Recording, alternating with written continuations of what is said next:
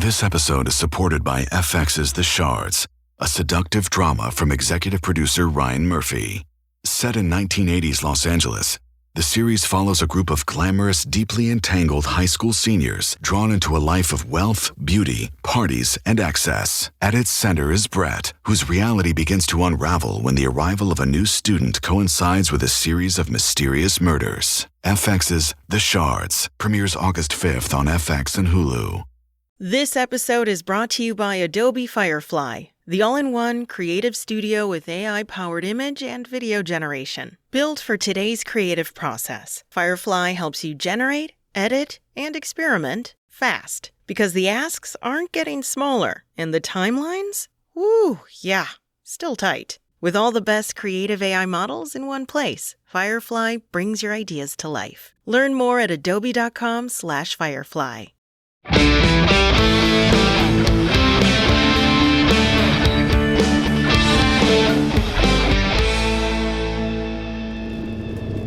In 2005, two brothers hit the road searching for their father and ended up fighting demons, ghosts, monsters, angels, and preventing the apocalypse. Over 15 seasons, Supernatural became more than just a television series. It became a fandom, a community, and for many people, a chosen family. I'm Richard Speight Jr. I played the Trickster, Gabriel, Loki, and I also directed a number of episodes along the way. And I'm Rob Benedict. I played Chuck Shirley, who was later revealed to be God. Spoiler alert! Now, we spent years making the show, but we never actually sat down and watched every single episode in order until now. And this season, we're diving into season 9, the fallout of the angel trials and the fall of heaven, secret possessions and broken trust, and a whole new war between angels, demons, and the Winchester brothers. Each week, we'll revisit every episode alongside the actors, writers, directors, editors, composers, and a whole slew of crew members who helped bring the series to life. We'll share behind-the-scenes stories, revisit unforgettable moments, and talk about what happened on set, preserving the history of this iconic show. Now, fair warning, just like Rob proved a few seconds ago, there will be spoilers. Yeah. Oh, yes, there will be. And remember, this is our first real watch-through of the series, so if we forget a plot point, mix up some lore, or don't know what happens 3 episodes from now, that's just part of the ride. So join us as we fire up the Impala once again, hit the open road, and continue our journey through Season 9 of Supernatural.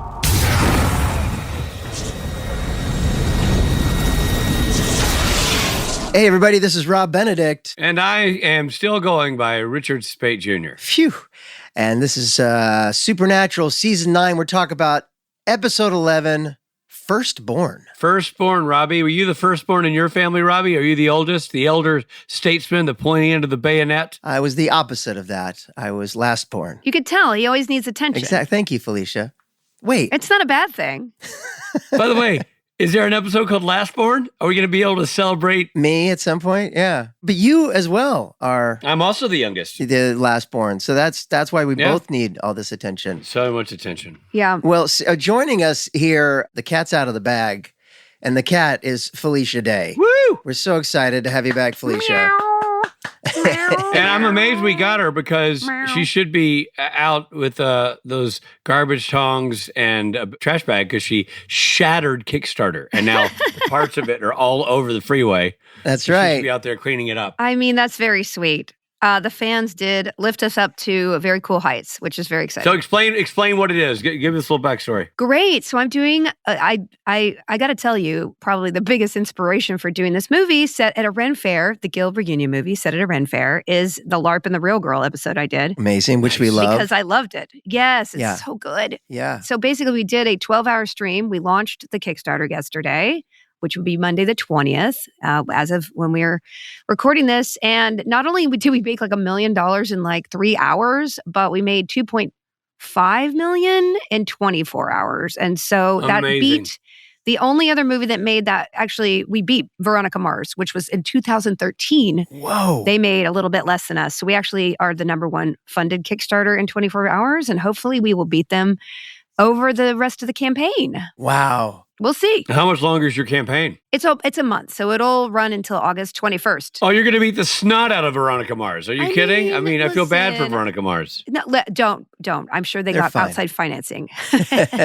Don't worry about them. Hollywood people are real connected. I got to pay for everything, but I do it. I'm doing it because the fans are helping, and I think we're going to make a really fun movie. It's amazing. And we have lots of supernatural people involved because you guys, too, gave me your faces to put on the card game that's helping fund the movie. Yeah, we so did. Thank you. Yes, we did. Yeah. I forget what character we made you, Rich. I know that Rob's some kind of bard, but what would I say that you were going to be? A cowboy? You never told me. Well, what do you want to be, Rich?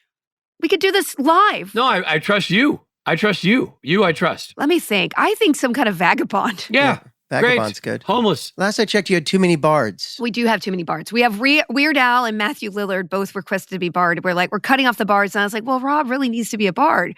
They're like, we're going to figure it out. What about like a guy who plays the little like Luthier? guitar thingy? Some kind of bard? Yeah, that would be a bard. That's a bard. It's fine. I'm going to figure it out. I'll just be the drummer in the band. I really Rich don't is care. who I'm worried about. Because Rich needs to be sexy because the game is called Swords and Sweethearts and you're dating all these, suitors, which are you guys. Oh, yeah. Right. I So, gotta be sick. Good luck with that. oh, come on. You're mildly appealing? Yeah, depending on how far away you are No. and how much smoke is in the air. Stop it. Well, it's super exciting Stop that it. you're, we're both involved in that, and so is Ruth Connell and many others. It's gonna be so great. So I'm going to try to excited. stick everybody as cameos for sure, if there's no other parts. Because we do have a I love it. full main cast. But listen, I'm going to call people. You want to come over? You want to be in a scene? Yeah, Rob and I are coming over. Whenever you call, we're showing up. yeah. Amazing. Well, it's so exciting, and it celebrates the 20th anniversary of your groundbreaking digital series, and you're doing it, and we're so excited for you. And you've joined us to talk about this, but also to help us review the episode Firstborn. Yes. So without further ado, I'm going to start the summary. And during the summary, which I'm reading for the first time, feel free to jump in with your thoughts about the Color episode. commentary. Yes. Listen, I'm jumping in not having really watched season 9. Oh, great. And then I'm like in the... Atta girl. And when I watched the preview, I was like, Kevin's dead? Yeah. Tomo's there? I know. What's Yeah, Curtis doing? I It's know, a lot right? happening. I know. A lot Oh, of my moving God. parts right now. And we finally made it to Tim Omundson, so we're excited about that. Oh, he's so handsome. He's so handsome. The beard My God. speaks for itself. Great head of hair on that man. Yeah, very good hair. I want that Yeah. hair. Yeah. Yeah. All right. Same. So we start with a cold open set during the Civil War as 2 demon soldiers try protecting a knight of hell from an attacker and fail. I got to say, out of the gate, I already loved how they went with a period piece. Oh, I loved I thought it. it was a really strong opener. Yeah. And it looks so good, the sepia. Yeah, it looked I always awesome. look at that on Instagram. I'm like, I don't know about that for me, but for other people, it looked great. Yeah. Yeah, it looked really cool. Good use of sepia. We get a glimpse of a knife fashioned from an animal jawbone, which we all see at conventions all the time. All of it. Yeah. I've signed so many of those. Signed so many of those. I know. They're so gruesome looking, by the way. They are. Yeah, I feel it bad really for is. whatever animal, whatever. I know. alligator There's a couple or of whatever. teeth still in there. Yeah, you're like, do you Ooh. want it on the tooth or should it on the gums? Where would you? It's not right. Present day, we're back in present day, still reeling from Kevin Tran's death and their broken relationship. Dean reluctantly teams up with Crowley to hunt for the legendary first blade, the only weapon. There's a funny scene at the bar, don't you think? Like with, Yes. with Mark kind of. Mark being Mark. Mark being Mark, yeah. I don't think I've ever seen Mark act before. I've seen Mark act, but it's always like I see Mark, Yeah, right? Because I hang out with everybody. yeah, Like other people, Right. I will forget. Oh, that's not Mark. That's. Oh, they're doing a character. yeah. It's like Mark. What are you doing? You're doing Mark. Yeah. I know, totally. It's great. He does Mark better than anybody does Mark in the world. I love it. He's so He rap. is one of Yes. the better Marks out there. Yeah. He's a rapscallion. Yeah, he is a rapscallion. And he's funny. And Yeah. and Robbie Yes. Thompson wrote him some funny dialogue. in I this love episode. the bit where he stabs the guy and he's like, but I'm Crowley. Oh, I love it. I love that. That was good. Oh. And there's some jokes in the bar. Yes. Like right here. There, Yeah. He made some criticism. I've forgotten what it was, but it's funny. It's good stuff. Yeah. Yeah. So they're going to hunt for the legendary first blade, the only weapon capable of killing Abaddon. Well, who? Abaddon. Do, do, do, do, do. Abaddon. Do, do, do, do. Abaddon. Do, do, do, do, do, do, do, do, do, Oh, do, do, God. do, do, do, do. Oh boy. Crowley traces their search You're welcome. to an old case from John Winchester's journal involving a hunter named Tara who has spent years tracking the weapon. Oh, no. Wait, before we leave here, I want to talk about this address book that Jensen or Dean has. Yes. It is the largest address book ever that you would Yeah. like. It's the journal. It's so big. It's John's journal. I know. There's no pocket that would hold that journal under that. No. It made me laugh when he pulled that thing out. He was like, big. let me just pull out the old journal here. Well, also he spent 5 inches thick. during the scene. He's pulling out the knife, right? Like he's going to kill Crowley. Or he pulls out the knife. Then he pulls out the journal. It's a lot of stuff. He's like, a lot of stuff in that jacket. He's like Saint Nick. Sometimes I've asked prop people, I was like, well, I don't know where I would be storing this. They're like, nobody asks. I'm like, well, I asked when I watched. And this is what I thought when I saw this journal. Okay, anyway. That and the fact that he found the right person. Crowley's like, your father's hunted with this woman or whatever.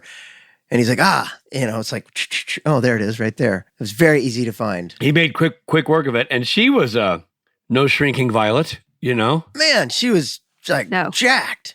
That woman. Yeah, she was rough. I don't think at any point in my life I've been that jacked. No. That is a lot of sit-ups. Same. Is she a Pilates teacher? What's going on? Very fit lady. Woof. She's definitely a fighter or something. Meanwhile, before we get to her, we're back at the Men of Letters bunker, and Castiel discovers that traces of Gadriel's grace remain inside Sam. He believes extracting it could help them locate Gadriel, but the experimental procedure may permanently damage Sam.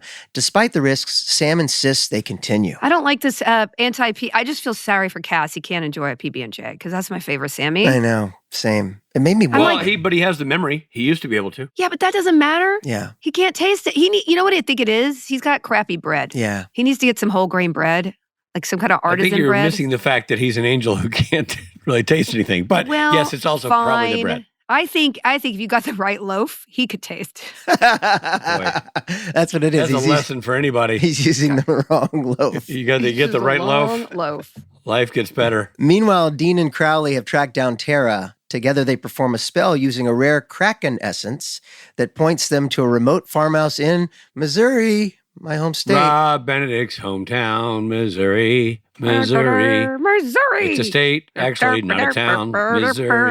Missouri. And her response to is so like, oh, great, it's in Missouri. Like it's so, everyone's response to Missouri. It's pretty funny. Yeah. Tara chooses not to accompany them, unwilling to trust Crowley. Her loss. Big mistake. Yeah, listen, I don't love the fact that we lost this lady with the big guns. She's really... I know. Eventually. If she'd have gone with them, she could have been a series regular. But no, she had to stay behind. I know. Bad career choices. Yeah. Well, at the farmhouse, Dean and Crowley encounter an unassuming beekeeper who reveals himself to be Cain. There's no unassuming the beekeeper. First murder. No. Every beekeeper is creepy. There's no unassuming. Every beekeeper is assuming. I did think it was a really funny, and I'm sure there's symbolism in there about like, I don't know, Cain kept bees or whatever, but him turning around in the pith helmet and the beekeeper net, I'm like, okay. Yeah. Even Tim Omundson, Yep. I mean, who can pull off anything, is struggling with the beekeeper ensemble. Yep. It's hard to be badass when you're holding that all white outfit and your helmet here. Yeah. What do you call it? What's the helmet called? Net? It said pith helmet. I don't know what it is. Yeah. It kind of looks like he's going to do fencing in the middle all of a sudden. Exactly. Yeah. Crowley is visibly terrified, explaining that Cain is the father of murder and creator of the Knights of Hell. Cain calmly welcomes them into his home, but refuses to surrender the first blade. He reveals another startling truth. It wasn't the Archangel who destroyed the Knights of Hell. It was Cain himself. What? Cain tells them to leave. Yeah, they do, but return when he's out. Okay, first of all... Yeah, they're really going to break back in. I mean, Dean is kind of a ding-dong. This is a terrible plan. Yeah, it's a terrible plan. It's a bad plan, and I have to give credit to Tim here. He plays this character so well, and there's so much going on. It's not it's not just straight up. Tim is great. I'm a bad guy. There's just so much. Yeah. We kind of skipped right over that. Yeah, Tim Omundson is so good in this role. So much charisma. Yeah.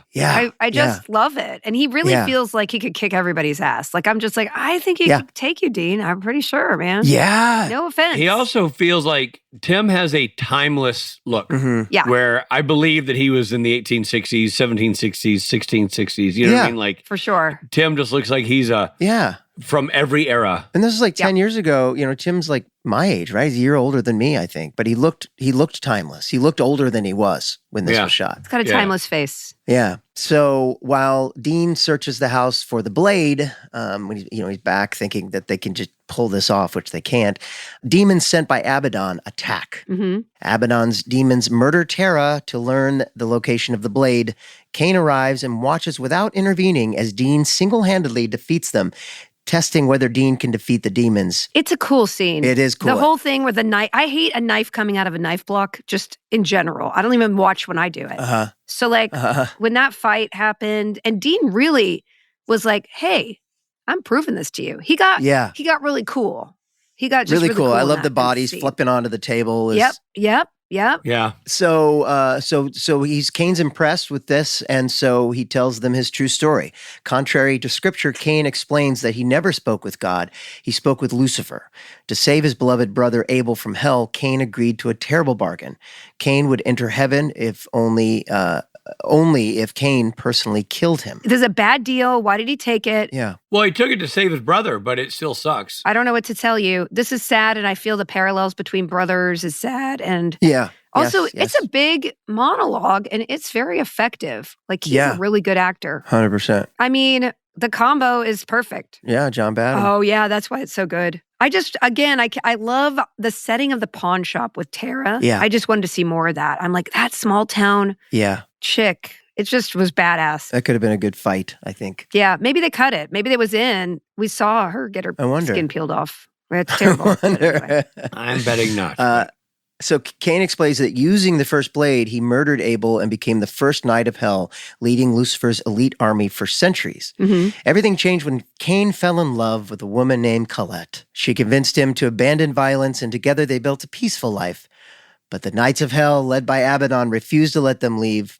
They kidnapped Colette, forcing Cain to resume killing. How about when Colette is possessed by Abaddon and her neck kind of goes in? That's kind of crazy. She did great. That actress was so good. It was like one scene. She did great. And also, did Elena get paid for a whole episode just doing that voiceover? That's my question. Probably, yeah. Because her voice came in a little bit. You know what I'm saying? I was like, that's sweet. We're talking about her all the time. We're not seeing her. It's making her seem so much more powerful by not seeing her, which I thought it was really cool. Yeah. Yeah. And then you have this incredible scene where she basically kills and makes him kill her. Yeah. It is. Yeah. How does Robbie, when he writes? Yeah. He writes like such the levity, but then it doesn't make the deep stuff feel cheap. Right. Or maudlin. You know what I'm saying? Yeah. It's hard, I think, as a writer to do that. Yeah. Here's a question for you, Robbie. Yeah. Do you think, I know a lot of times they use inside baseball stuff. Do you think Colette was purposely named after Brad Creaser's daughter? I wonder. Yeah. I wonder. I don't know if Robbie and Brad are that tight that he would have known that. Could have been a suggestion from could have been something else than draft one, and Andrew and Bob were like, oh, make it Colette. I don't know. Yeah. It's a good name sort of that era. Very timeless name as well. Yeah. Mm-hmm. So in a bloody rampage, he slaughtered every knight except Abaddon. This is Cain. And then during the final confrontation, Abaddon possesses Colette's body, hoping to manipulate Cain into rejoining her. Instead, Cain accidentally kills his wife while trying to stop Abaddon before dying. That was a bummer when he went right into the gut with the jawbone, man. Yeah. You know what I mean? He's going in there to kill the demon. He's just a skosh late. Well, and this Colette is just an angel. I mean, she's right before she's dying, saying, seek revenge. And Cain has honored that vow ever since. Don't seek revenge. Well, there's a couple things. Like, Crowley is really good in this end fight too. Like, there's a lot going on. There's a lot going on. Right. And then we're ignoring the bad surgery that Cass is doing on. I mean, there's a whole other storyline. There's a lot of needles going on there. Yeah, I'm going to stick this to your neck. You're going to flash around. This? Yeah, he wasn't sterilizing. I was like, Cass, this is an old needle. Please dip it in alcohol. I know. It looked really painful. I know. That whole thing did. So painful. And it really didn't get that much juice. You can tell he wasn't getting that much. Went deeper and still didn't get that much. I got what I can, but I must go deeper. Oh, you're too good at that, Rich. Thank you. You're too good. Yeah. Give me shivers. Anybody needing a Castiel voicemail? I'm for hire. Okay, good. Let me clarify what I said. Colette made him promise never to seek revenge. Yeah, I know. I was like, Robbie, Sorry, that's like you saying stop believing. Oh, wait, no, don't stop believing. don't stop believing. Yeah. Always, no, wait, This it was is an never... unreasonable request. Like, come on, girl. Yeah, I You're know. dying. You're getting murdered from the inside out. I know. I'd be like, go kill everyone. Burn the house. Yeah. Burn the house and the world down. You know what I would have been like? I would have been like, hey, Johnny Switchblade with the jawbone. What's the rush? Yeah. The demon was leaving me. Yeah. Oh, my God. She'd have smacked the goatee right off his face. I mean... Well, Dean argues that Abaddon must be stopped even if Cain won't do it himself. Cain finally agrees to help, but not by handing over the blade. He explains that the first blade is useless without the mark of Cain, an ancient curse that empowers its wielder.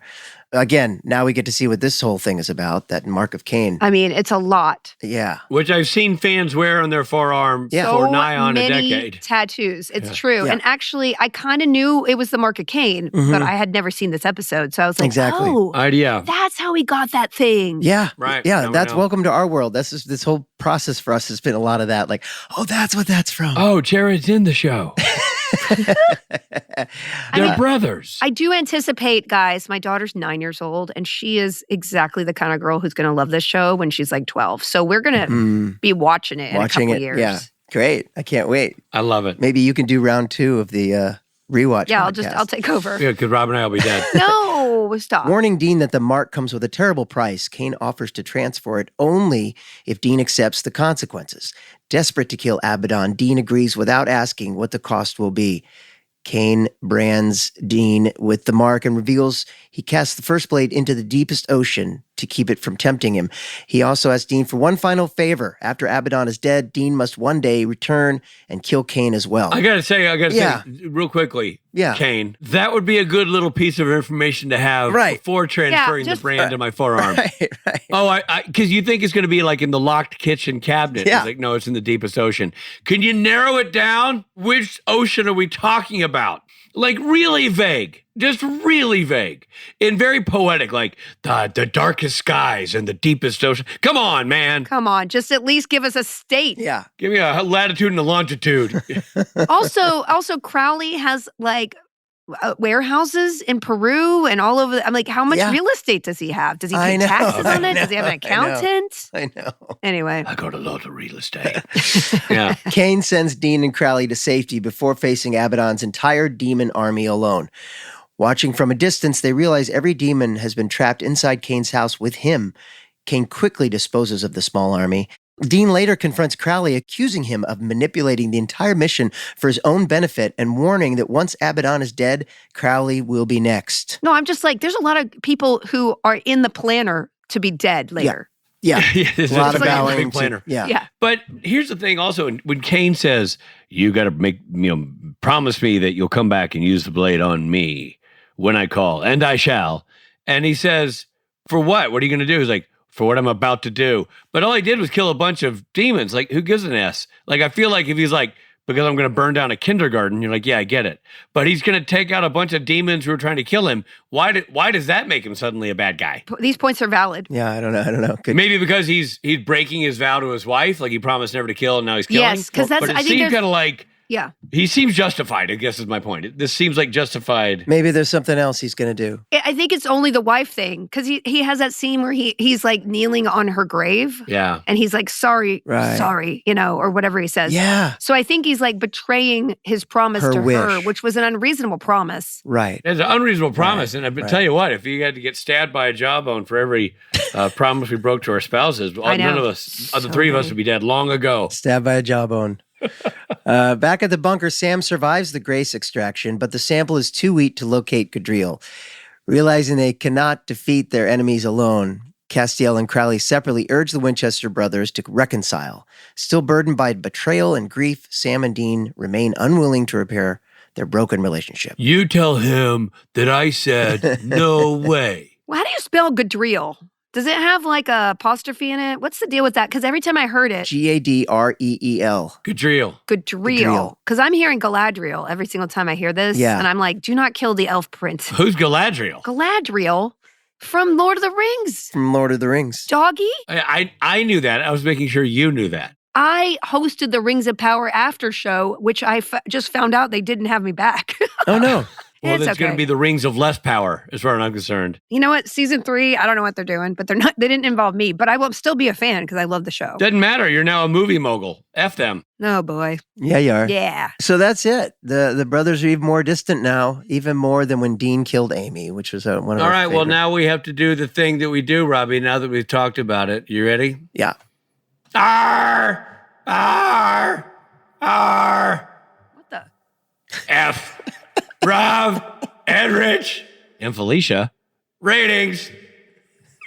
That's our very, very detailed It's our theme for the song ratings. for the ratings section. You sound like a sea lion. Yeah. Thank like, you. oh, have you ever been up on the Central Coast? If you drive up there, right Yes. near Hearst Castle, there's like Yes. that beach Yes, I and- have been there. with all the sea lions. But I was talking to a guide once, and evidently there's 2 sections to that beach. There's the beach with all the ladies and the alpha men, and then there's all the beta men who don't get to mate. And they call it Losers Beach. Oh, my God. So That's hilarious. anyway, I just wanted you to know that. Which beach am I on with my lion, with my voice? We all you know sounded it, Rich. alpha. You don't- I'm going to you get don't need I it. found Alpha. Come Thank you. on, Felicia. Thank Don't you. give him that. I gave him that one. Don't give him that. I always Thank you, insult him. I feel I'm mean to him sometimes Yeah, Rob says the same thing. He's like, wow, Felicia's really tough on you. because you can take it. Well, unless she's tough on me, but that's when she mistakes me for you. I did it once, and also you're basically the same person. Yes, we know. We're aware. We're not. I'm my own person. We're not. Okay, so this is the point in the show, Felicia, where we normally give beard ratings. Yeah. We rate it by facial hair. We rate it by facial hair. So a beard, someone you know, someone in the public eye, anyone. It could be any kind of facial hair structure. A big, bushy, full beard is the highest compliment. Anything down from there is Well, I got to do pork chops. I got to do those like lamb chops. Sure. Because it's like an old timey. We got sepia. Yeah. We have old timey people in old timey outfits. Uh-huh. It's Civil War-y. Uh-huh. We got to do the lamb chop. Great. That's my review. So who's lamb chops? Who do you want to go? Do you have somebody in mind? Good Abe Lincoln lamb chop. Okay, that'd be you're going to go. Abe Lincoln had the Amish beard, so you're going to go the. Oh wait, Amish beard. oh no, I need the best lamb chops. Or you can go General Burnsides. He's a Civil War general who invented the sideburn by having long facial hair. Which side is he on? I don't want to. He's on the north. Okay, as on long the as north. he's on the north side, let's go with that. He's on the north. Yeah, we don't want to So be Burnsides. glorifying. Okay, yeah. You're going to give him a Burnsides. I'm going to give them bird sides. All right. General Burnsides for Felicia Day. Robert, Do you have some? Yeah, I'm ready. I'm ready, and I have a feeling that mine is the same as Richard's, and that's okay. Are we going to say I've got to give it, 3, 2, 1? You ready? yeah, 3, 2, 1. Tim Omundson. Amundson. Yeah, Yeah, exactly. Oh. I'm giving it the Okay. Omundson. I'm giving it the Amundson from Gallivant. Ooh, okay. Oh, he's so good in that. Yeah. I'm going to give it the I forgot he Omundson was in that. from this episode. Okay, fair. Then so we have the same but different. Let me clarify. I loved everything about this. I loved everything about the Tim Omundson part of this episode. I loved the Dean Mhm. Crowley stuff. I struggled a little bit with the Sam and Castiel bit. It went on a little long and there was no payoff. So that for me, that's why it doesn't get a longer, more full Omundson I agree. Right, understood. from this I agree. It episode. felt I agree. like That's why I'm not going Stapleton. Right. But I also think it's really, really appropriate to give it the Amundsen. And in Gallivant, he has such a big and glorious beard. Mhm. And quite frankly, yeah. just Tim on the show, he's so good in this role. Tim's always great in everything. The camera loves him. He's a great actor. He's so perfectly cast in this role. He's just so good. I wanted him to become I want him to kill Crowley and just go with Dean. I know, and I then know. It's just hot guy. And then he can be like a substitute dad for the guys. I had a whole spin-off thing going on. Yeah. Tim wishes you'd been in the writer's room Yeah. back then. Oh no. I mean, not to kill Mark off. I love Mark. I'm just No, we all love Mark. It's not a diss on Mark. It's a celebration of Tim. Crowley pissed me off in this because I could tell that he was playing Dean, and I just was like, come on, you're playing him from the beginning. And so when it came out later, I was like, Dean, just kill him because he's pissing me off. Yeah, I know. He's a rascal. Well, this is a good reviews though for Tim because they're him, Mhm. but also he has such good facial hair that giving it a Tim Omundson ranking is a very high ranking. Yeah. So he's done very well. Well, greater than that even is the joy that we have had having our friend Felicia Day on as as a Felicia Day has co-reviewer. joined us for this entire review. Yeah. I can't believe this is over. I'm answering 8 million emails while we're recording, but I'm listening. So, you know what's funny is like if I ever multitask, I get just ripped a new one by Rob, but you can do it and it's Really? seamless, you know? Yeah, well, you she's could so have just charming. called me out. No, I you're was so listening. charming.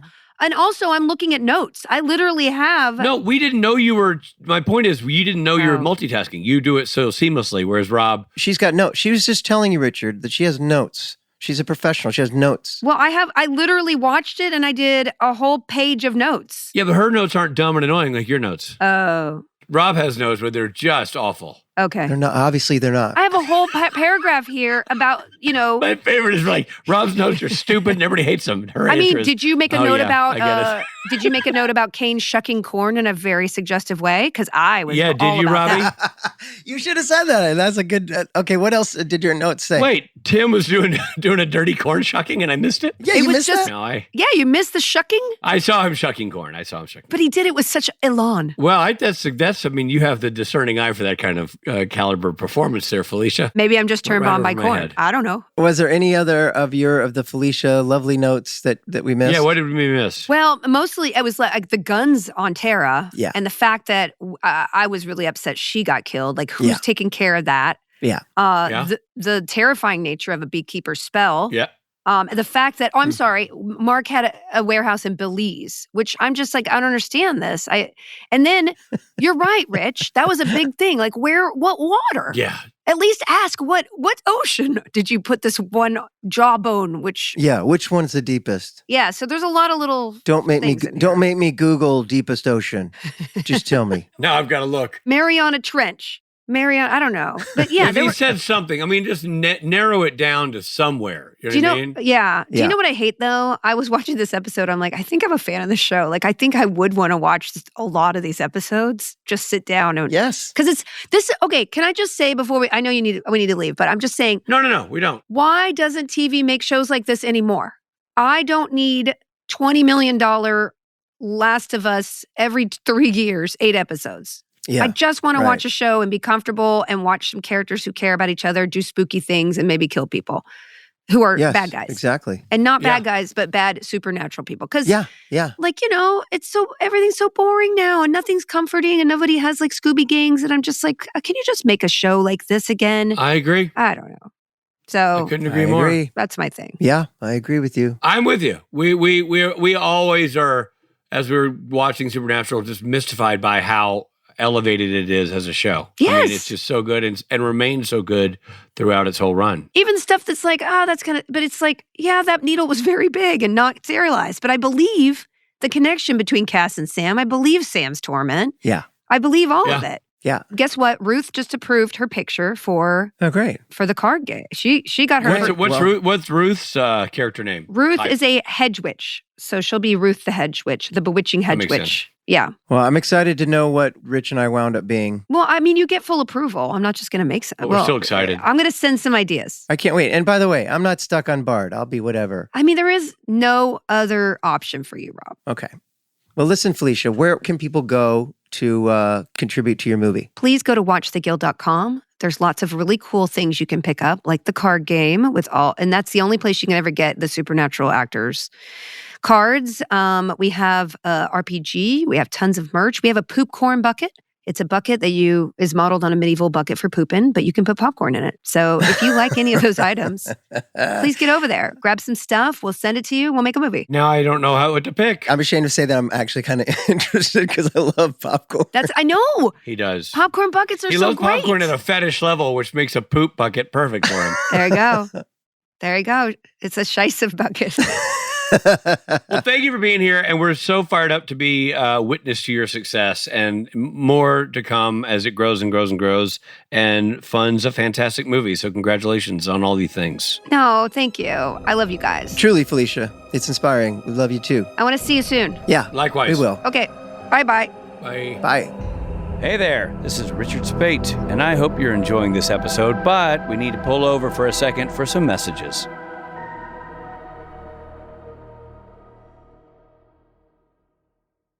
Hey, everybody, it's Rob Benedict. I got to be honest about something. I've been decorating my last several houses with Wayfair furniture and such from Wayfair. I can tell you a specific one. I got a place back in 2020, and you weren't leaving home a lot. And so having to have a good outdoor hang area was important. So you could go outside sometimes. It was a strange time to be around, right? And so I went to Wayfair. I got an outdoor kitchen table, chairs around the table, and an umbrella that goes up top, keeps the sun out. Still have it to this day. I've put in some solid hours on that table and chairs.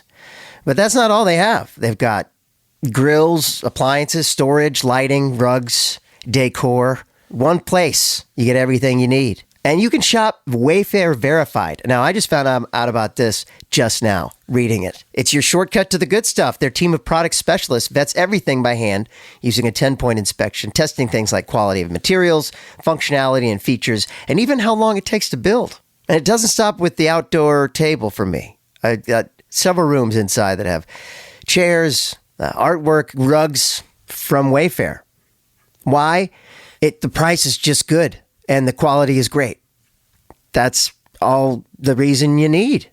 And if putting it together sounds like a headache, they can handle delivery, installation, assembly. You just tell them what you want, Wayfair can deliver. And with over 20 million 5-star reviews, you know it's not just me. So are you ready to upgrade your home for way less? Head to wayfair.com right now to shop all things home and get your space ready for less. That's WAYFAIR.com. Wayfair, every style, every home. Hey, this is Rich Spate, and I might not know a lot, but I do know one thing. There are some things in life that you don't want to be transparent, like, say, your swimsuit or your search history.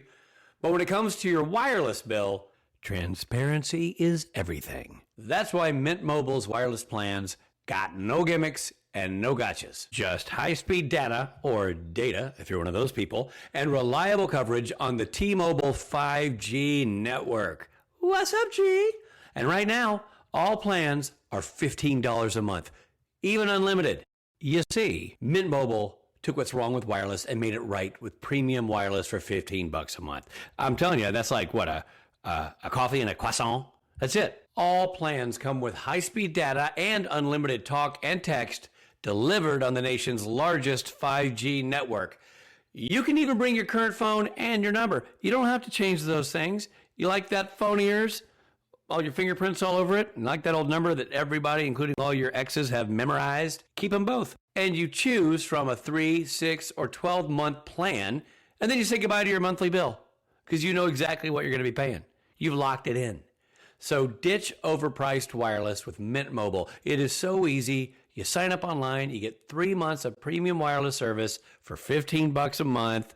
It's a no-brainer, which means even I can do it. So, to get your new wireless plan for just $15 a month, go to mintmobile.com/SPNTAN. That's mintmobile.com/SPNTAN. Cut your wireless bill to $15 a month at mintmobile.com/SPNTAN. That's SPNTAN. And that's it. No catch, all fully transparent, like my shower curtain. Upfront payment of $45 for 3 months, $90 for 6 months, or $180 for 12 months. Plan required, $15 per month equivalent. Taxes and fees extra. Initial plan term only. Greater than 50 gigabytes may slow when the network is busy. Includes up to 20 gigabyte hotspot. Capable device required. Availability, speed, and coverage varies. See mintmobile.com. Thanks for listening. Now, back to the episode.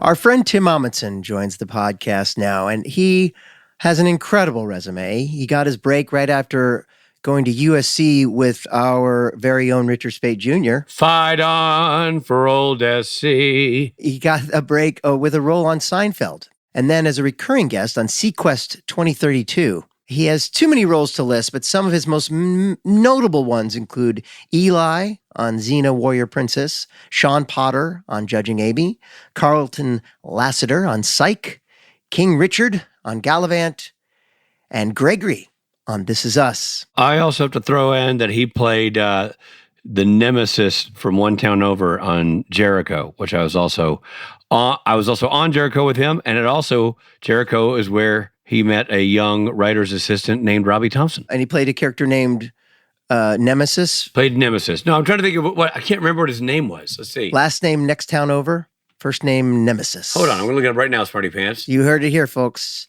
Nemesis. He was Phil Constantino. Phil Constantino. Phil Constantino in Jericho. He's great too, by the way, as always. He's really Well, good. he's always great. He's always great. And of course, we all love him as Cain on Supernatural, and because he's our buddy.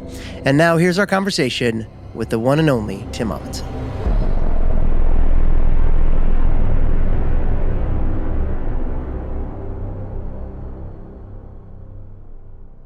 Hey, buddy. Hey, guys. Thanks for doing this. You guys, thanks for having me. I'm so excited to get to do this. We're so excited to have you. First of all, I mean, if only thing just so I can see your faces. Oh, look at that beard. Glorious as always. I apologize. I didn't wax the mustache today. So. I wasn't going to say anything, but now that you brought it up. I was thinking I could also just do it like this. Nice.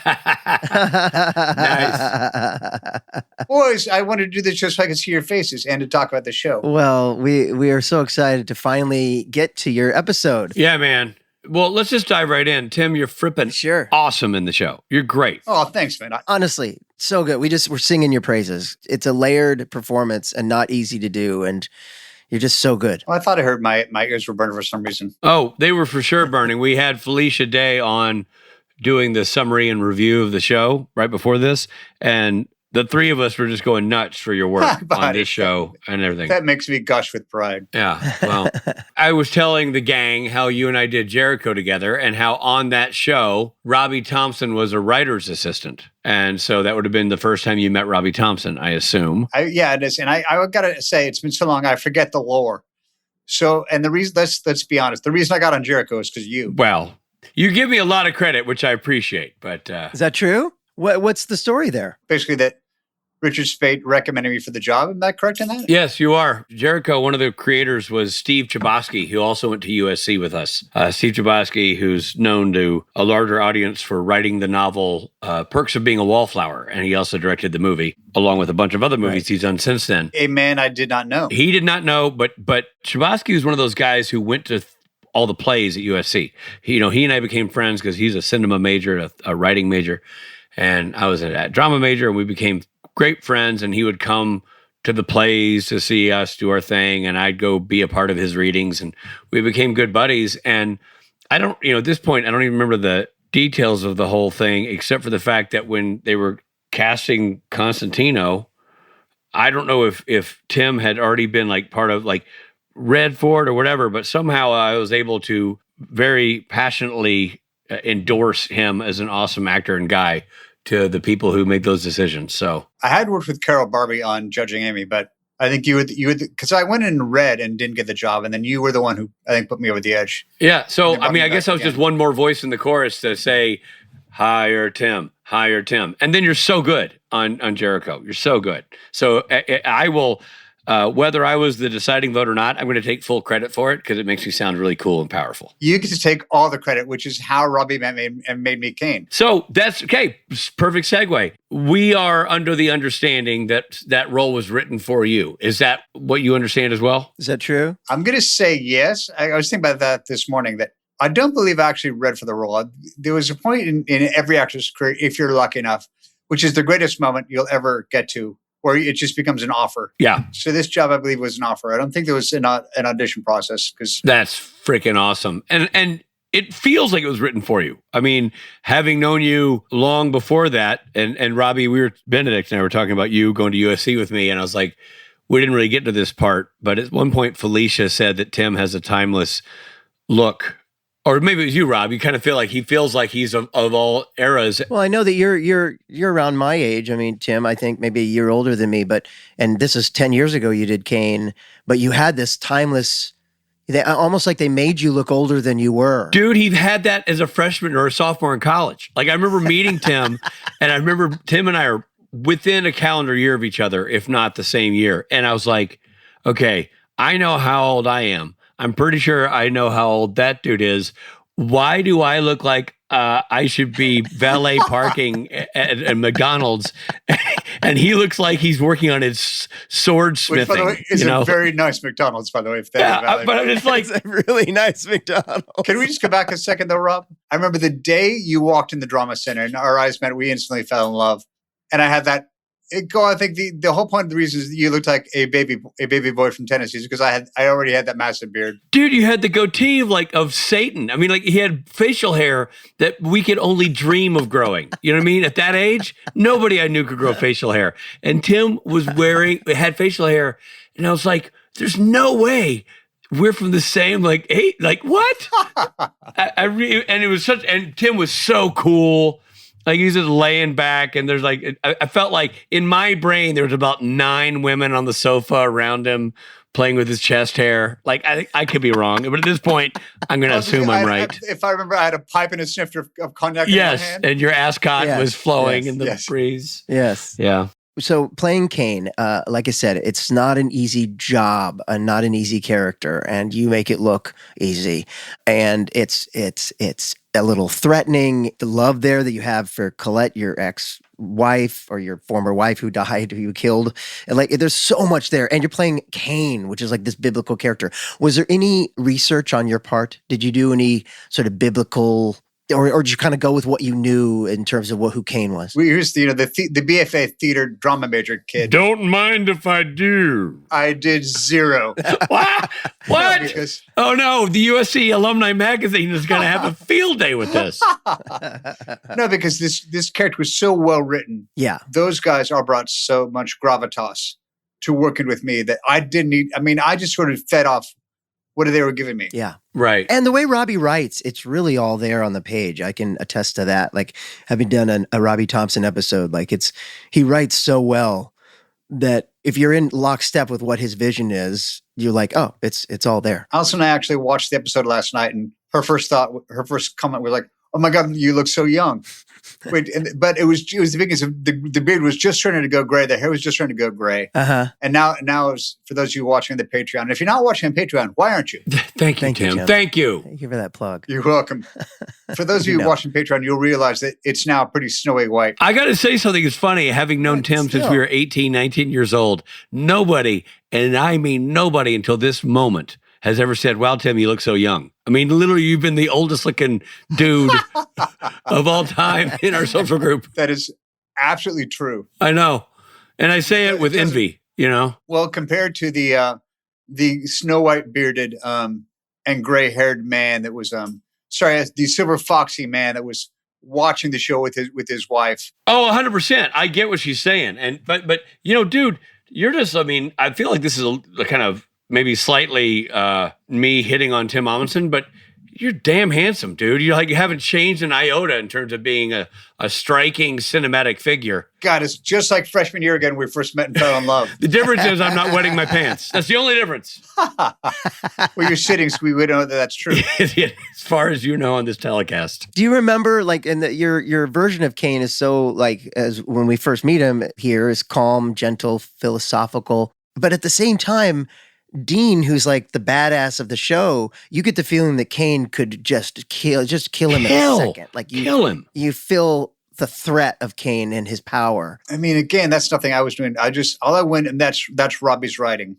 May I also say that I think it also helps that I thought Mark Shepard did a great job giving you that power. Mark's whole character is like, and I think that's great writing by Robbie. And then Mark really committed to that bit. And then seeing Jensen play off of Jensen learning about who Cain was, just like the audience was. Right. And frankly, it was reminding me when I watched it last night. I was like, oh, I forgot who he was. I forgot all those little bits of him. Yeah. Yeah. And his whole amazing background story in that lore. Tim, because we're watching the show for the first time, how many episodes did you end up doing? Now, IMDb says I did 3, but I really consider it. I think 2 of those were just sort of flashbacks. So I know I did 2 real solid ones. So there was Firstborn, and then Executioner's Song was the big one at the end. Okay. Then I think IMDb is being nice and crediting me with some flashbacks. I see. Well, because I remember when I played you in the Hilly Hillywood Girls version right. of the show. Some say better than me. No. I was like, I say it's the mini you. I'm your mini you, because everyone's smaller. Because Osric was Sam. I do remember them putting a lot more gray in your beard than I had at the time. I just remember just having a blast with that wig, just to sort of toss it back. But yeah, the episode we were referencing we haven't seen yet. That must be Executioner's. Yeah, because my hair was longer for Executioner's song. Yes, and you fight. You have a big fight. Yeah, that right? scene with Dean Jensen. Yeah. Well, Cain's love story with Colette completely changes how we view him. My question here is how important was that relationship in shaping your performance? But, it sounds like it was on the page there, but the actress they gave you to work with was really terrific. Yeah, she was fantastic. And that, to answer your question, yeah, it was sort of the entire crux of who Cain was. Because there was the awesome, cool backstory about what a badass he was. Right. When we find out he actually trained the Knights of Hell, and that's just delicious stuff to play. Yeah. But then he becomes a human when we hear the Colette story. Yeah. And that scene at the grave that and the way we got to shout out John Badham. 100%. He's so good. He does such a good job with this. Well, I had an advantage because I knew John. John had directed 1 or 2 episodes of Psych already. So oh, wow. Oh. Prior to my first day of work, I had dinner with John just to kind of talk about the show a little bit. And, yeah, he's good like that. He's lovely. I mean, he's an actor's director. Yeah, he likes to talk to the actors. Yeah. Yeah, I had the But so much of this him. performance I really owe to Jensen and Shepard. Yeah. I mean, and again, watching, to echo what you said, Shepard is so good in this episode. Yeah, he's great. Yeah, he's so good. And we love the scene where there's the fight and Jensen's flipping guys onto the table as you're there, Again, and that Badham staging was so fun to just sit there and watch Jensen kick this ass. Yeah, and you literally did just sit here and do nothing. I mean, while I'm shucking corn and drinking beer. Yeah, you go to the fridge and get another beer. I do remember one point they had the beer there, so I was like, "Hey, John, can I sit and sip a beer while this is going on?" And he's like, "Absolutely." Oh, good. That's funny. We also got a kick out of the fact that, you go through all this torment with Dean and your internal struggle to give him this mark and, imbue him with this power, but also start to warn him, but he didn't want to hear the warning. And you're like, all right. And you do this thing and this mark seems painfully moving from your arm to his arm. And then when it's all done, you're like, yeah, I don't have the knife. I don't. I forgot to mention, I don't, I don't got it. Oh, you mean this? There it is. Holding up the blade. Again, this all just more teasers for you all to join Patreon. Exactly. Thank you. So it's something we sign at conventions more than maybe anything else. First blades? It absolutely is. I signed a lot of first blades, which are hard, which are kind of tricky. That's where I earn my money for the autograph. They're not really signing friendly. They're not exactly flat. As Rob joked, he's like, which molar would you like me to initial for you? Yeah. Or just down in the gums here. Yeah, that and the mark of Cain are two things that we see from fans all the time, which just shows what a impact your character made on people. I'm still stunned every time someone walks up and shows me they actually have the tattoo of the mark of Cain on their forearm. It's amazing. And again, I mean, I'm going to be honest, I didn't watch a lot of the show. Yeah. But I did know I'm always surprised how much Cain stuck with people and the impact he had on the show. But I get the lore of the effect he had on Dean and what that did for him for the rest of the series. Yeah. In a huge way. Yeah. I mean, that mark of Cain becomes almost like, Rob, what's the tattoo that people wear all on the chest? The demon anti-possession tattoo? The warding tattoo, yeah. Yeah. Like you see suddenly this becomes the next thing you see on people all the time. Yeah. Which for years I was like, what the hell I know it's a supernatural tattoo, but I would see it on there just like, yeah. Why do you, what? And then now years I'm like, oh, that's what that is. Right. They are hardcore. Yeah, that's how people identify, like, I'm a fan of the show. And then they pull their shirt down. Really, I'm a fan of the show. And you're like, oh, wow. Yeah, no, I'm not kidding. Hey, it's Felicia Day. We're going to take a break.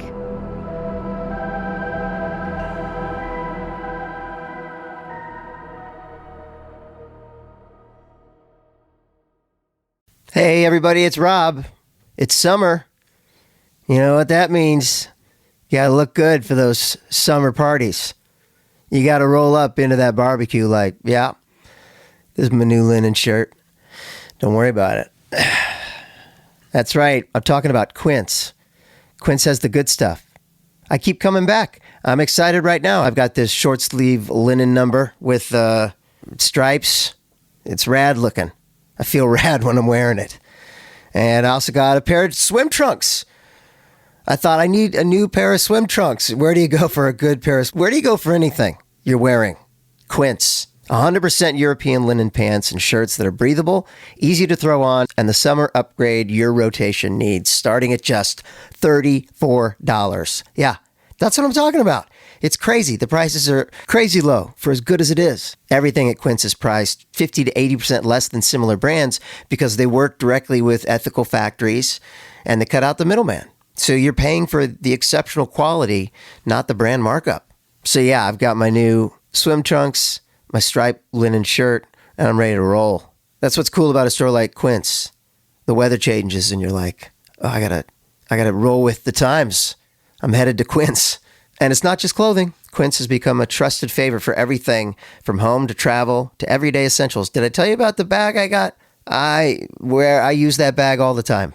It's a great bag. So make your summer wardrobe easier. Go to quince.com/STN for free shipping on your order and 365-day returns. Now available in Canada too. That's QUINCE.com/STN for free shipping and 365-day returns. Quince.com/STN. Hey guys, it's Rob Benedict. You know, finding a therapist, it's not easy. I recently was talking to somebody who was like, hey, I need a therapist. I don't know a good one in this city. And they have to take my insurance, right? Because you don't want to go out of network. You got to keep it in network. It's hard enough, right? So how about this? What if I told you that there's a place that can streamline this entire process? That's right. It's called Rula, R-U-L-A. And they do it differently. They partner with over 100 insurance plans, making the average copay just $15 per session. And this is real therapy, licensed professionals, at a price that makes sense. So think about it. You use your insurance benefits to maintain your physical health, so why wouldn't you do the same for your mental health? And Rula, it's not just affordable, but they tailor the entire thing around you. They help you find the right therapist for you. They consider your goals, your preferences, your background to provide a curated list of licensed in-network therapists who are actually aligned with what you need. Because finding the right therapist makes all the difference. That's where you start. It's got to be a good relationship there. And then the rest of it, all the crummy stuff like insurance and bills and yada yada, that's where you kind of go, makes you even crazier. You need a therapist for the therapist. So why not streamline the entire thing at Rula? No wait lists, no frustrating back and forth. Rula makes it easy to find a mental health provider who's accepting new patients and could find you an appointment as soon as tomorrow. And they stick with you throughout your journey, checking in on you, make sure it's all going all right. Thousands of people are already using Rula to get affordable, high-quality therapy that's actually covered by insurance. Visit Rula.com/supernatural to get started. After you sign up, you'll be asked how you heard about them. Please support our show and let them know we sent you. That's RULA.com/supernatural. You deserve mental health care that works with you, not against your budget. And we're back.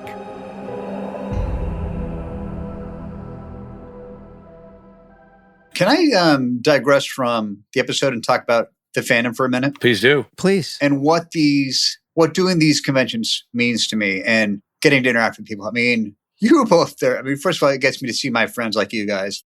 Yeah, because you all know what happened that I had. Rob and I are stroke brothers. Again, as Rich said, don't Google that. At least not if you're at work. Just a fair warning to the children listening, you know. To be welcomed back into the fold as I've sort of gotten healthier and able to appear again at things and actually walk on a stage and speak somewhat regularly. I was going to say like a normie. It's just, yeah. I mean, you were both there for the Vegas convention where I walked on stage and was overwhelmed with this, I'm going to say 10-minute standing ovation. It felt like it was 30 seconds, but it felt like 10 minutes. And I burst into tears, like ugly, just little boy who just saw his puppy get crushed by a dump truck, tears. Yeah. For a good 5 minutes sitting in the chair. And it was during COVID. So I ran out of napkins and one point I pulled a mask out of my pocket and was trying to wipe away the boogers with my mask. And one of you, because you were co-hosting at the time, kindly ran up and handed me a handful of napkins. But it was just, they all got used immediately. Yeah. I mean, every time I think about, I get a little scared about coming back to the public life and of conventions and the pressures that are involved. Yeah. I just think of that moment in Vegas and the love that I get from everybody. It's just overwhelming. It's amazing. Yeah. I often say that I feel like the fandom, I credit them with my healing process because I feel like all their positive thoughts mattered and helped. 100%. Absolutely. I mean, and the messages I get from people on the Instagrammies. Yeah. It's amazing. We have to say, like, it's so, what a crazy life that you and I were both on this show a few years apart, and we both had the same exact thing happen to us. It's insane. And for the same reason, both with the dissection of our left carotid arteries. Yeah, exactly. I remember thinking that was just a baffling medical coincidence. You know what I mean? The two dudes from the same social circle, around the same age. Yeah. I mean, on the same show. Yeah. Equally as handsome. Equally as handsome. Equally as Slight height difference. Slight. Just very, I mean, almost imperceptible. But both have facial hair. You know what I mean? I might have to take back the equally handsome because I'm a runner-up. No way. You know, it's a toss-up. No I'm way, going to tell you sir. right there. No one's as handsome as you. Every time I get to appear with you, it's a really special thing. So, And speaking of, Tim, when do we see you again on the convention circuit? Hey, thanks for bringing the convention circuit. I am booked for 3 shows, maybe 4 next year. With us in creation, right? You're talking about the creation shows. The creation, the road before, the road ahead. You guys know it better than me. right. I'm doing Boston, I believe Nashville, and San Antonio, I think. Outstanding. That's super exciting, man, to have you back. Yeah. And I got a big shout out to Rob. My first convention back, because they had me appearing on my own, and you helped moderate for me. And it was like you just held my hand and picked me up, and I could not have done that without you, buddy. And that was such an amazing act of love and helpful to get me back into the motion of doing it, because I couldn't do a panel by myself. Yeah. Well, I was my pleasure. And like you said, it's like we were on this road, on this journey together, and, we're brothers and through our trauma, and I understand so well. No, I'm so excited to get back to the circuit and see more of these amazing fans and my Supernatural family. Oh my God. Yeah. We're so excited to have you. And The Rob, band. may I bring up to you, Robert Benedict, that it was with Tim Omundson on the road on the convention circuit that gave rise to one of the fans' favorite episodes of Kings of Cain, Please. the Kent O'Grady episode, based on Tim Omundson, that Tim was supposed to play, but then scheduling conflicts got in the way. I think Gallivant was going on. Yeah, I couldn't and get so him. we got the great Josh Myers to play the Timmy O role, but Tim's consumption of au gratin potatoes. A lot of people ask about Kings of Cain, the series, which of course you can watch on Amazon Prime right now. They ask, well, there's something real in every episode. What's real in the Vegas episode? And Rob and I always say, Tim Omundson's gorging himself on au gratin potatoes at a restaurant at a table full of people. That was a fact and happened. Which I do believe was at Nashville. Last time I did Nashville. No, it was Vegas. It was Vegas? I thought it was It's Vegas. Vegas. Yeah. It's 100% Vegas. You had the purple suit on. It was Vegas. My father-in-law was at the table. I think it was one of those things where Yeah. it was like watching Tim. And then we ended up going out. Yeah, we went out that night, but watching Tim eat, we had a crowd gather, like the feeding of the orcas at SeaWorld. It was, Oh my God. I lost Rob. Wow. It was astonishing. And by the way, what was also funny was having known Tim and I have never had a crossword in 30 years of friendship until you and I were telling this story on stage once, Rob. And Tim was like, I take issue with your story, sir. That accuracy is in question, he said. And then I pulled out a glove and just slapped him across the face and threw my gauntlet down. Yes. But exactly. anybody wants to see what really happened, watch Kings of Cain, the Kent O'Grady Yes, episode. The Timmy O'Grady episode. Poor Tim. Timmy Poor O'Grady. Tim. Well, and also because I always called him Timmy O. I've called him Timmy O his entire life. Yeah. Either Timmy O or Il Voce. And then we started calling him Timmy O'Gratin when we introduced him on stage. And that's when he's like, Oh my God. I take issue with that nickname, sir. Although I can't, it's not untrue. No, I can't, and now every time I'm at a steakhouse and we get au gratin, maybe slightly exaggerated. I always take a picture of the potatoes au gratin and send it to the boys. Oh, yeah. I know you do. and I appreciate it. Tim, I have a question back on the episode. Did you know Jensen before you did this episode? I did. No, I'd never. Wow. If I had, no, I wouldn't have met him. Wow, interesting. So did you know Shepard? Shepard, I knew. Shepard and I were both in the same episode of 24 years prior. Wow. And we met very briefly on set, but we didn't know each other well. Okay. I did know some of the crew. I knew Rosie, the Steadicam operator. Oh, wow. Was on site with us for a while. Oh, wow. How cool. Yeah, he was the best. Yeah, I'm sure, because you spent a lot of time in Vancouver yourself because of In fact, we site. shot on the same stages. Oh, wow. We were all at North Shore Studios. I didn't know that. But I saw Tim a couple times up there when I was shadowing with people. I'd see Tim working on Psych. It was always fun to see him up there. I do remember when I was doing Psych, I was outside your set and a golf cart pulls up and it's Jensen with someone, God, one of the producers of Supernatural, I can't remember, and he was location scouting for an episode he was directing of Supernatural. Really? I don't remember that. Jensen was location scouting? For Supernatural, and I was up there shooting Psych. Oh, wow, okay. And he was like, Robbie, what are you doing? It had to be funny to run into him out of context. Yeah, I was like, what are you doing? Yeah, because I would have done Psych probably in that interim where I had been on Supernatural, but then I wasn't on for like five seasons. Well, anyway, yeah. So, that's funny to think too. You didn't know him, and now of course you're good friends. And we're good friends with everybody. Tim, your work in this episode is so sublime and great, and we could go on and on. I will tell you in advance, we got to have you back on when we get to your next episode. I mean, because I would love it. Yeah, that's also a landmark episode in the history of the show. It's so good. I've seen that one more than once. It's great. I'd love to talk about the Executioner song with you guys. Can I toot my own horn about one actor beat I did? Yes, you may. Please, toot. Please. So my favorite beat that I was able to throw in, and it's a tiny one, was when all the demons are locked in the house with me, and we know it's go time. Yeah. And I'm almost embarrassed to say it's such a narcissistic actor thing to bring up a moment where I wanted to be like, oh, I did this thing and it was cool. I slowly pull up the sleeves of my Hanley. I was trying to do a Bruce Lee move. Just pushing the sleeves up like it's about to go down, right? Like just sort of that cool, calm thing that Bruce Lee always had. Yeah, just like that was. I just like I'm a million years from Bruce Lee, but like, how can I channel that Bruce Lee cool, calm? Yes, just that calm of let's go have some fun. Yes, because you is gonna die. It plays great, man. Yeah, you did that. You took that stance, and you kind of like, you readied yourself to kick some ass. Your horn tooting is well deserved, well earned, because it really is a cool moment. Yeah. But you're one of those guys, man, and I'm not just saying this because we're old buddies. You make so many decisions that are all on the screen throughout everything you do. Everything subtle, everything broad. Drinking the beer, everything you do is very much on purpose because you have such a natural skill. And it just really creates these fantastically three-dimensional characters. He's super engaging to watch. Man, for coming from an old pal and such a tremendous actor like you, that means a lot to me. Because as I'm not really working a lot anymore, I've forgotten those sort of things. So I'm just kind of coming back to the things I used to do. Like, oh, I remember when I did that. Well, you're a dude. Yeah. You might think you're working as much, and you were a working fiend, but you're working, and the work I see you do is great. So.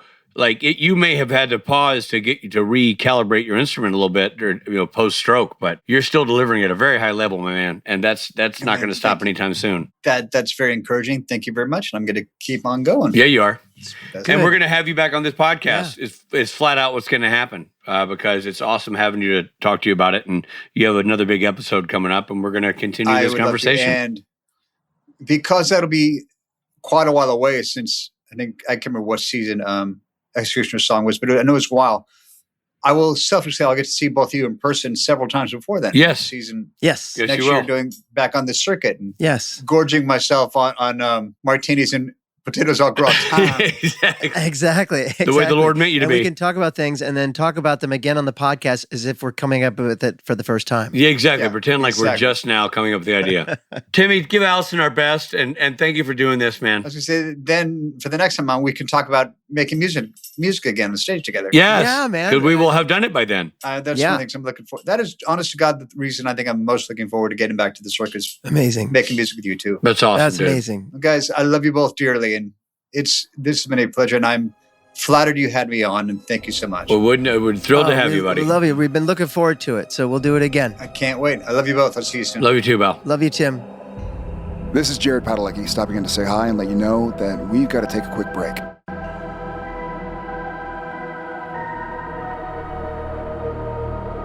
Starting or growing your own business can be intimidating and lonely at times. Your to-do list may feel endless with new tasks, and lists can easily begin to overrun your life.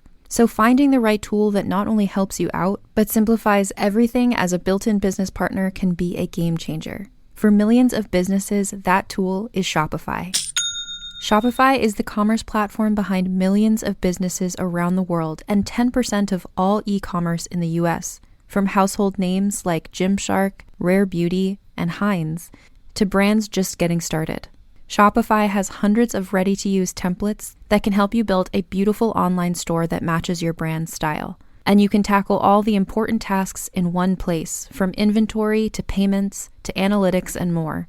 No need to save multiple websites or try to figure out what platform is hosting the tool that you need. And if people haven't heard about your brand, you can get the word out like you have a marketing team behind you, with easy-to-run email and social media campaigns to reach customers wherever they're scrolling or strolling. Start your business today with the industry's best business partner, Shopify, and start hearing. Sign up for your $1 per month trial today at shopify.com/realm. Go to shopify.com/realm. That's shopify.com/realm. If you've ever blasted synth beats from your boombox or burned CDs for your besties, this one's for you. As people get older, much like their music tastes, their health needs change. AG1 is the simple daily health drink designed to deliver over 75 essential daily nutrients and pre- and probiotics to support energy, digestion, and mood, so you can make the most out of every decade and dance break. Learn more at drinkag1.com. Thanks for listening. Now, back to the episode. Robert. Richard. I mean, could that be cooler to have Timmy on? Just the best. I'm still recovering from it. It was so great to have him on, and can't wait to have him on again, talk again. Yeah, man. And I'll tell you, and you can appreciate this. I know you have a lot of really good friends in the business that you've had for a long time. Yeah. Those are rare. Yeah. It's rare to have buddies that you came up the ropes with and are still buddies with. And the fact that I met Tim Omundson when I was 18, 19 years old, and now having a fun chit chat with him at 56 is awesome. Yeah, and you have he knew you when you were a kid. I know. I mean, it's a few people that we're still in touch with that we're that close with. A lot of people don't know this about Tim Omundson, but he was also young once. But he actually was never a kid. No. He was born with the beard. I know, pretty much. But no, that's great, and how great that you're humble about it, but that you helped him get that part in Jericho, and I don't know, like to see you do that with some other people sometime. Anyway. I would do it right now, Robbie, but unfortunately it's time for mythology. Let's talk about Cain. Cain is one of the oldest and most influential figures in Judeo-Christian tradition. His story, found primarily in the book of Genesis, has become the archetype of jealousy, murder, and exile. Cain was the firstborn son of Adam and Eve. He became a farmer, while his younger brother, Abel, was a shepherd. Not Mark, a shepherd, just a shepherd. Both brothers brought offerings to God. Cain offered produce from his fields. Abel offered the firstborn of his flock. God accepted Abel's sacrifice but rejected Cain's. The Bible does not say why, though later Jewish and Christian scholars have suggested that Abel gave his best while Cain's offering lacked sincerity of faith.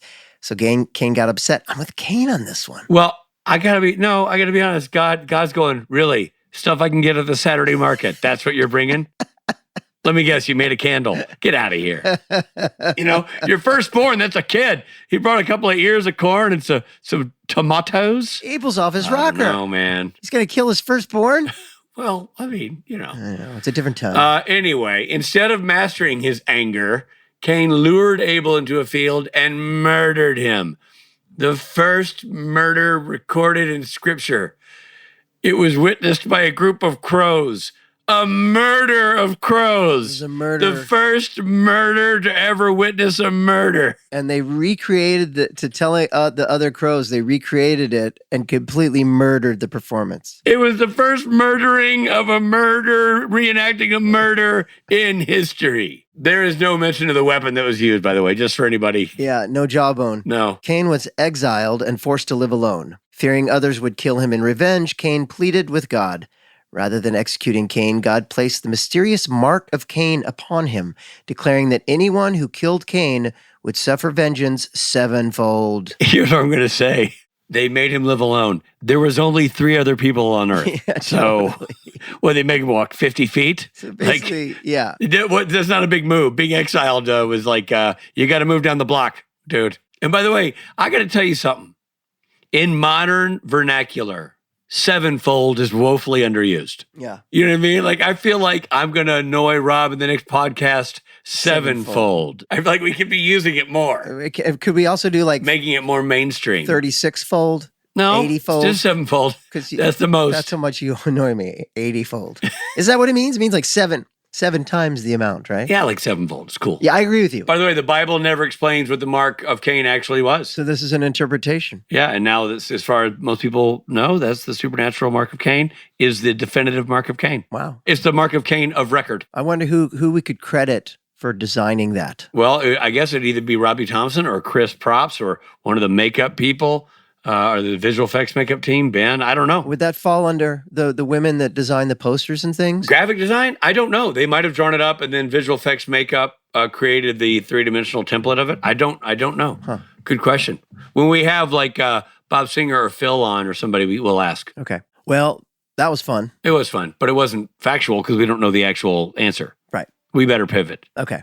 To fun facts, fun facts, fun facts, fun facts. The title of the episode, Firstborn, could be a reference to the fact that Cain was the firstborn son of Adam and Eve in biblical mythology. I would say, yeah. Yeah, duh.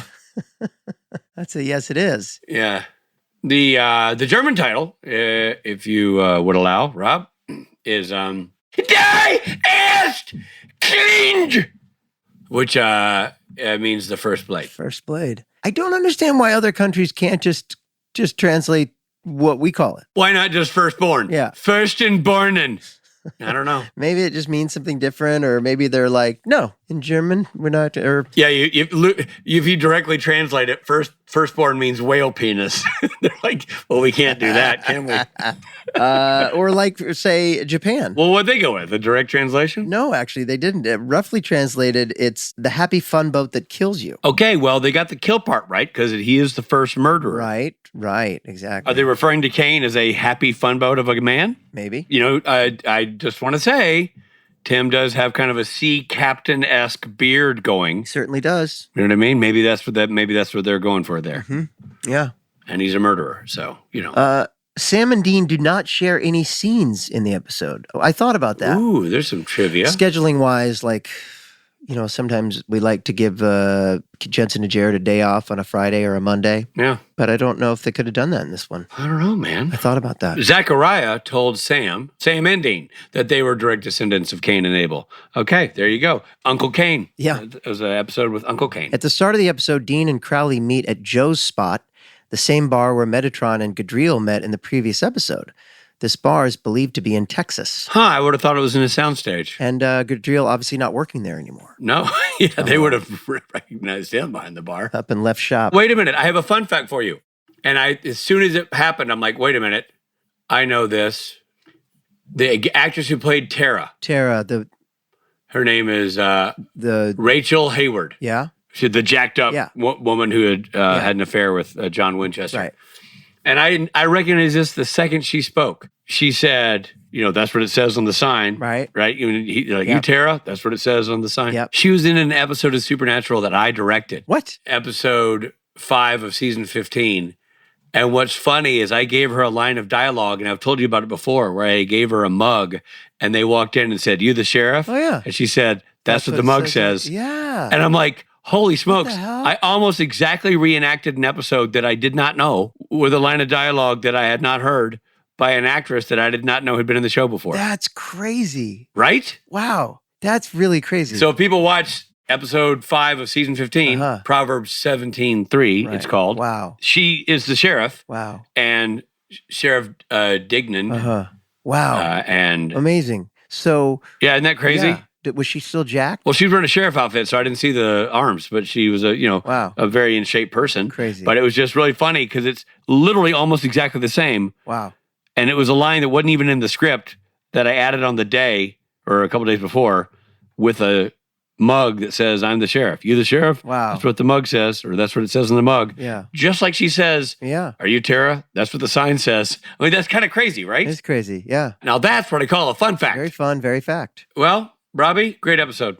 Great time with Felicia Day. Yeah. Great time with Tim Omundson. Yeah. Just a great time. This is one for the books. One for the books. I like the way that we have a new video system that films us in beautiful high def. So the Patreon people are really going to get quite the visual component to go along with this podcast. Yes. I envy those Patreon people. I envy them. Yeah. It's quite a thing. We finally upgraded our technology. Yes, we have arrived. Well, thanks, everyone. We will see you in the next one. This episode of Supernatural features Jared Padalecki as Sam Winchester, Jensen Ackles as Dean Winchester, and Misha Collins as Castiel. Guest stars include Mark Shepard, Timothy Omundson, Rachel Hayward, Anna Galvin, and Jason Cermak. Firstborn was written by Robbie Thompson, directed by John Badham. Editing by Nicole Baer. Music by Jay Gruska. The set wireman was Brendan Wilson. Yeah, it was. Executive produced by Robert Singer and Jeremy Carver. Supernatural was created by Eric Kripke. The episode featured the following song, Just Another Night by Ian Hunter. This episode originally aired on January 21st, 2014. This episode of Supernatural Then and Now was hosted and executive produced by Richard Spade Jr. and Rob Benedict. Produced by Stephen Hine, written by Stephen Hine and Haida Holscher. And edited and associate produced by Trey Booty. What's up, Booty?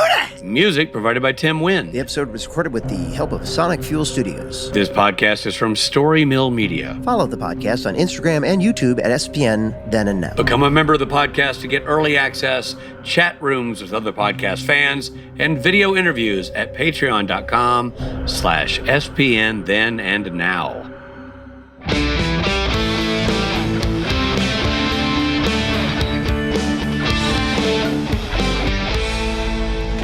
Oh, he's cutting his beard with the... Well, with those teeth, why wouldn't you? You know what I mean? Story Mill Media.